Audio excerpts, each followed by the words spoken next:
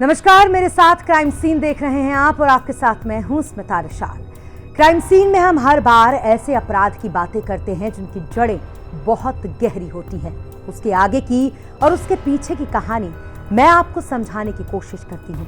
लेकिन इस बार तो मामला ही कुछ अलग है। इस बार मामला इसलिए अलग है क्योंकि इस बार दिसंबर का महीना है। दिसंबर का महीना, मुझे लगता है कि आप लोगों को याद आ रहा होगा कि इस महीने में अपराध से जुड़ा हुआ कितना बड़ा एक गुनाह हुआ था हमारे देश में। अगर अभी भी आपको याद नहीं आ रहा हो और अगर आपको वो जघन्य जो रेप की घटना हुई थी वो नहीं याद आ रही हो तो मैं आपको याद दिलाती हूँ। दरअसल 16 दिसंबर 2012 को आपको याद होगा निर्भया हत्याकांड जो राजधानी दिल्ली में हुआ था। ऐसा हत्याकांड जिसने पूरे देश को हिलाकर रख दिया था। लेकिन उसके बाद क्या कुछ बदला?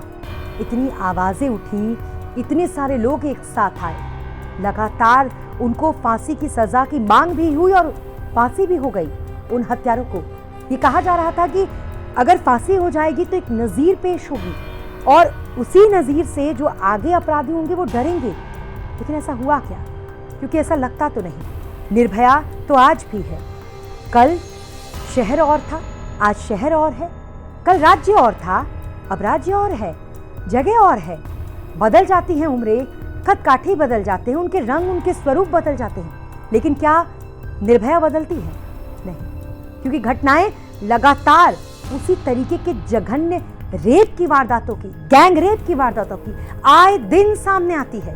और आज मैं आपके सामने एक ऐसी घटना के बारे में आपको बताने आई हूं जिसको जानकर आपके रोंगटे खड़े हो जाएंगे। जहां एक निर्भया है और ये घटना दरअसल किसी राजधानी की नहीं, किसी महानगर की नहीं है, बल्कि ये तो एक छोटे से जगह की घटना है। एक छोटे से ऐसे जगह की घटना है और साथ ही एक ऐसे महिला के साथ ऐसा हुआ है जो 5 बच्चों की मां थी। और आप समझिए कि एक नहीं, दो नहीं, बल्कि 17 लोगों ने मिलकर उसके साथ गैंग रेप किया है। जी हाँ, ये जो अभी जिस निर्भया का जिक्र मैं कर रही हूँ ये बहुत छोटे से जगह से आती है। आदिवासी महिला है ये। 17 लोगों ने उसके साथ मिलकर गैंग रेप किया और ये गैंग रेप की जो घटना है वो उसी के पति के सामने हुई। ये हैरान कर देने वाली बात है। इतने बुलंद हौसले इस तरीके के जघन्य कृत करने वाले अपराधियों के कैसे हो सकते हैं? दरअसल आपको बताते चले कि ये जो मामला पूरा शुरू हुआ ये 8 दिसंबर को हुआ। 8 दिसंबर था, शाम का वक्त था। महिला हटिया गई हुई थी, उसका पति भी उसके साथ था। हटिया से शाम के दौरान जब वो वापस लौट रही थी उस दौरान कुछ गुंडे जो थे वो उसके पीछे पड़ गए। लगभग 3 से 4 गुंडे थे जो उसके पीछे पड़े। उसके बाद वो संख्या बढ़ने लगी। बढ़ते बढ़ते 10 से 12 हो गए। फिर उन लोगों ने फोन किया, उन अपराधियों ने फोन किया किसी को। फिर उन्होंने वहां से अन्य जो उनके साथी थे उनको बुलाया और फिर ये संख्या 17 हो गई। इस दौरान एक और बात जो इसमें निकलकर सामने आई कि जो वो गुंडे थे, जब वो महिला बाजार से लौट रही थी और जो उसके पीछे पड़े थे उसमें से जो एक व्यक्ति था उसको महिला पहले से जानती थी। यानी वो घर के आसपास ही रहने वाला वो व्यक्ति था। अच्छे संबंध भी रहे होंगे उन लोगों के और तभी वो महिला उन लोगों को जानती भी थी, उस व्यक्ति को। उसे कहाँ पता था कि इनके इरादे कैसे हैं।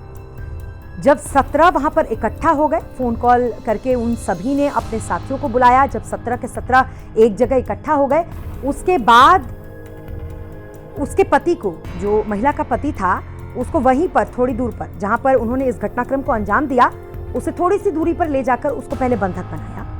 उसके हाथ पैर बांधे, उसका मुंह बांधा, उसको बंधक बनाया और फिर वापस आए। एक एक कर 17 के 17 अपराधियों ने उस 35 साल की महिला का गैंग रेप किया। तो उसके अस्मत को तार तार करने के बाद एक एक करके उन 17 अपराधियों ने उसे जिंदा छोड़ दिया। और जब उसे जिंदा छोड़ा तो उसके बाद जब वो सुध में आई इसकी कि अब उसके साथ क्या हो गया है, जब उसने अपने आप को संभाला तो फिर वो आगे बढ़ी।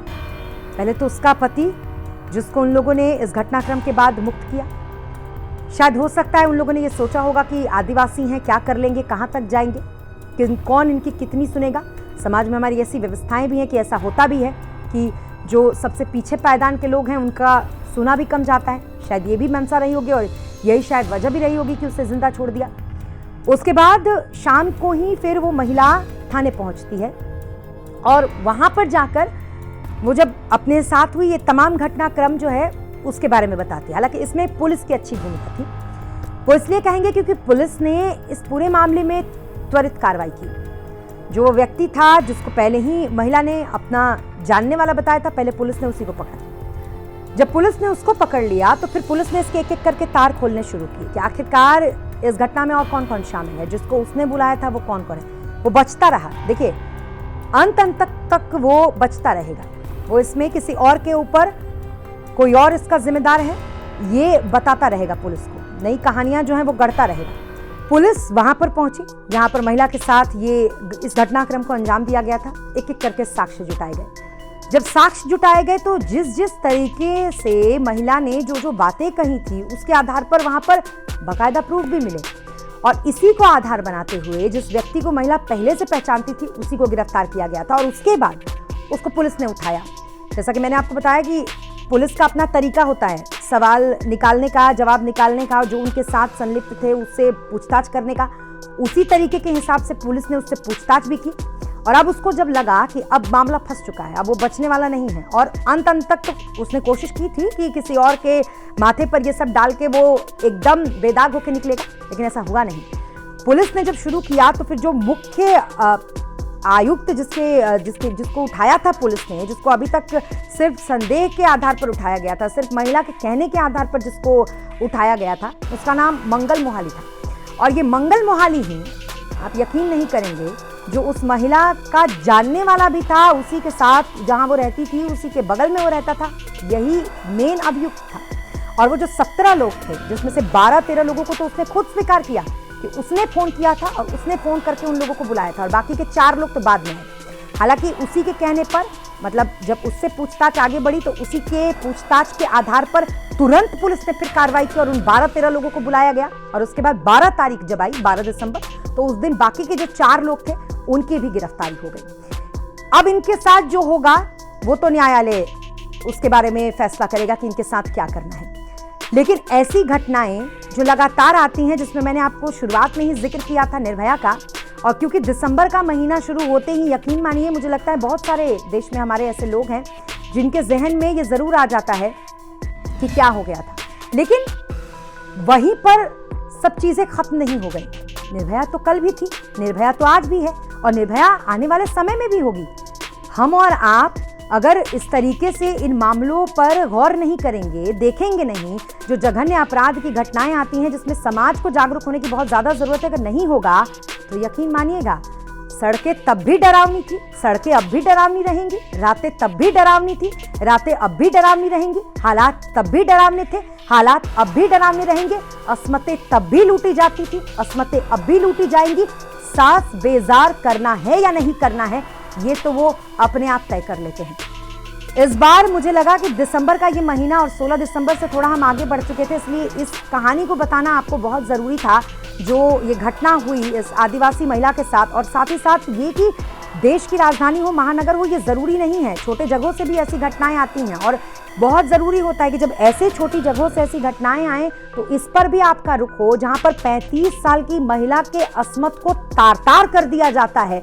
ये नहीं देखा जाता है कि उसकी उम्र क्या है, वो स्कूल जाती है, वो 6 साल की बच्ची है, वो 3 महीने की बच्ची है। ये वहशी दरिंदे ये नहीं देखते, उन्हें इनसे कोई सरोकार नहीं, वो तो सिर्फ अपना जुर्म करना जानते हैं। और हम भी क्राइम सीन में उन तमाम गुनहगारों को एक एक करके उजागर करने का हमने भी ठान लिया है। इसलिए हर बार मैं आती हूँ और गुनाह की जड़ें कितनी मजबूत हो गई हैं और किस तरीके से किसने गुनाह को अंजाम दिया ये आपको बताती हूँ। फिर आऊंगी और फिर क्राइम सीन में आपको बताऊंगी कोई ऐसी ही कहानी जो आपको जाननी बहुत ज्यादा जरूरी है। तब तक के लिए नमस्कार।